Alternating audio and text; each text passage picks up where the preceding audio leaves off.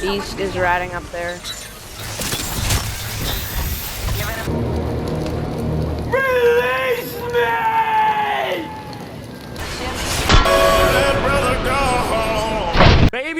Baby, season 15 is so close. We are now at the time of this video being released less than 7 days away, so less than a week away from being able to play season 15. Now, we've actually known from the trailers what the new legend catalyst abilities would be, but EA just officially released what they're going to be in detail today, and with some big discussions about the matchmaking currently in Apex Legends and how it definitely needs a big fix and change if we're going to experience a little bit more fun in season 15. A lot of people are saying that her abilities are actually going to help with the matchmaking situation. It's kind of a weird discussion. Guys, make sure you're subscribed to the channel and let's try to get 5 likes on this video. I would appreciate it. Let's jump into it. So we all know Apex has been in a very weird position when it comes to the matchmaking for quite some time. It's been an ongoing discussion. People will not stop talking about it, and rightfully so. I read that a lot of my comments in yesterday's video were saying that basically all of this new content is good and all, but it's not going to make a difference if we don't have some sort of matchmaking change, or if the matchmaking just doesn't feel as good. Then yesterday, I don't know if you guys saw all the drama that was going on in the Warzone community, but some really big names were talking about skill-based matchmaking and how it's killed all of gaming. That began to flow into the Apex conversation, and that's when people started to pick up on Catalyst abilities and actually began to say that her abilities will help with sweaty matchmaking, if that is you decide to actually play her. But this is a lot to digest, and I really wanted to try my best to give you guys both of the sides that people were discussing on this. So it all started yesterday when Tim the Tap Man made this rant on a Twitch clip that had people going crazy, especially a lot of developers, a lot of people that are on the creative side and development side of the games, and then a lot of streamers also came out as well. So this was his take about the situation of skill-based matchmaking in all of gaming. Take a look at this clip. I don't know what it is, guys, but after streaming battle royales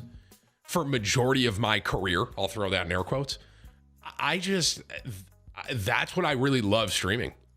Can I be completely honest with you guys? If SBMM wasn't a thing, I would stream multiplayer. SBMM, I've said this before and I'll say it again, man. SBMM is I dare say killing video games as a whole. I don't want to get on a huge SBMM tangent here. We don't have to do this, okay?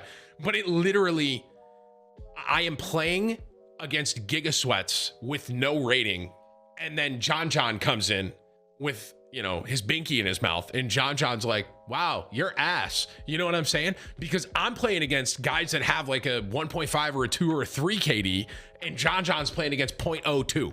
So after he said this, of course, a lot of people really had things to say, and they really had a big opinion to go along with this. Hutch made a response here saying, respectfully, of course, something really confuses me about your logic here, Tim. You can't oppose skill-based matchmaking because you don't want to be matched up with Sweats, but then turn around and say that the 0.65 KD and no thumb should be matched up against experienced players like yourself. You got to pick one side or the other. Also had big goats of the gaming world like Fwiz saying, my take on SBMM in multiplayer games is pretty simple. Yes, you need it. It's invaluable for player retention. When an algorithm is used to match similarly skilled players, the rank should be disclosed to all players. No separate playlist, ranked versus non-ranked. This is where a lot of Apex people got involved. Sword Drum Bum saying SBMM is killing video games. Told you guys in my comment section, everyone was saying, you know, look, all this great content is good, but it's not going to change the fact that the matchmaking is sweaty and the matchmaking is ruined in Apex, and it's really messed up. I'm not sure if all these other games relate to what we're experiencing in Apex, but we're not talking about just sweaty matches. We're talking about having to go against the best in the world while your teammates are like the worst in the world. This picture was just yesterday, got over 15,000 likes, and it was with Imperial How actually playing a pubs match, and the guy was saying, if you want to win, follow me. Then he realizes as he gets to the champ squad that he's not the best player in the lobby, but instead he's playing with an ALGS world champion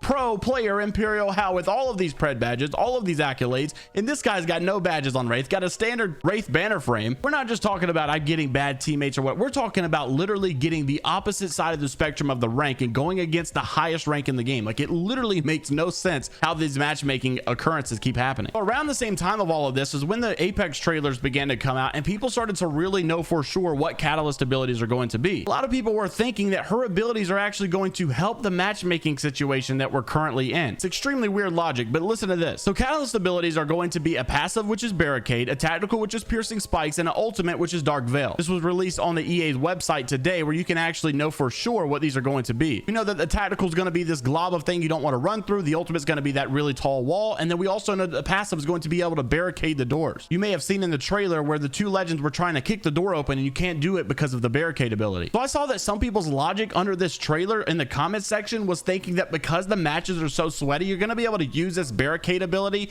to make sure that these 3-stack sweats aren't breaking down your doors when you're trying to heal. Therefore, it's going to allow you to get more heals off, and therefore you're going to be able to revive your teammates more likely. And in theory, I guess you're right. There's no way you can convince me that this is going to be something that really shakes up the matchmaking situation. It might make a very small dent into the issues that we have, but I don't think this is going to really fix the problem. It's more like a band-aid. I mean, cheers to you guys for being super optimistic of hoping that this thing will help, but I don't think it's going to be that good. Now, that's not to take away from Catalyst's abilities. I think the abilities are great, and I think these honestly might be some good meta shaking abilities. It will be nice and super beneficial to be able to reset from a fight and actually reinforce some of these doors and pop a revive so that your teammates can get reset. We also know that she is a defensive legend, and we also know that with the way the map was created, we know the defensive legends are most likely going to be in meta. So theoretically, you should see a lot of people continuously use Catalyst even after the whole honeymoon period is over. It's going to be super interesting to see how this launch of the season goes, because I know a lot of people have been saying that this game really needs a banger season or else it's going to die. I know a lot of people have been combating with that logic as well. Even Nick Merckx here said that he completely disagrees with Hal and Asu. Watch this clip. The next season needs to be a banger or else this game is in trouble. I hate every day, but the legend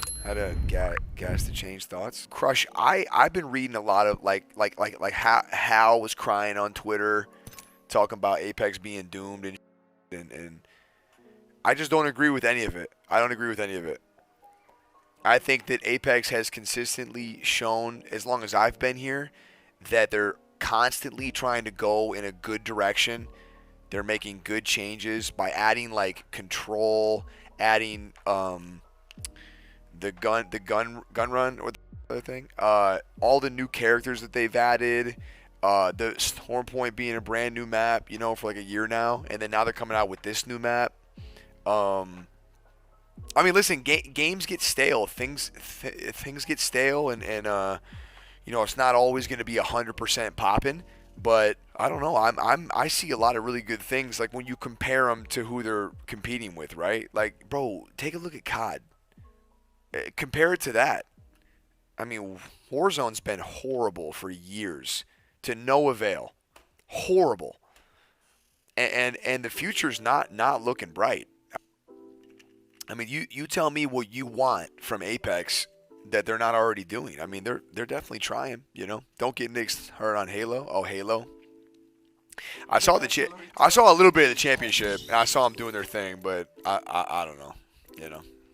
So one thing I've been trying to know is I don't think Apex is going to die if the season is mediocre. I know that yesterday someone made a really good point. And it's not the fact of this being a possible mediocre season to some people. It's the fact that the last couple of seasons, last few seasons have all been mediocre. So I totally get it. I'm not trying to argue with you guys. I think you guys make a lot of fair points. You just got to remember that Apex has withstood the test of time for so long that even if the game does really bad during 1 season or 2 seasons or maybe even 5 seasons, you're going to have a pretty tight-knit community stay around for the long term. On the flip side, I think Nick Merckx is also looking at it from a different perspective because he got a little bit more of fresh eyes in the situation. He's not been playing the game as long. He doesn't remember what it was like to play season 0, season 1. He hasn't gone through all of the struggles that we've gone through. Not saying Warzone doesn't have his own struggles, just saying that we've had a lot of frustrations of asking specific things for Apex Legends that, you know, were promised and then didn't come, or maybe they never promised that we've always been wanting that Warzone already came with or something like that. All I'm saying is that maybe he's got a little bit more of an innocent perspective on it, and I'm kind of jealous of that. Some people have been saying, you know, Apex is dying, Apex is not looking good, this game's going to die with this season. I don't think that's the case at all. Even Reps was on stream yesterday, and thank you to Skillsay for tagging me in this on Twitter, but this was actually him saying that Apex is not dying. You don't need to worry about anything with Overwatch 2. Roll the clip.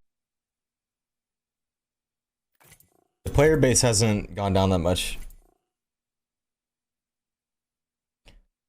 Player base has barely gone down on Apex. The game's not dying.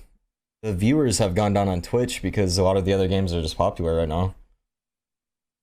Give it a month and Overwatch will be less than Apex, I promise you. Apex is not dying, guys.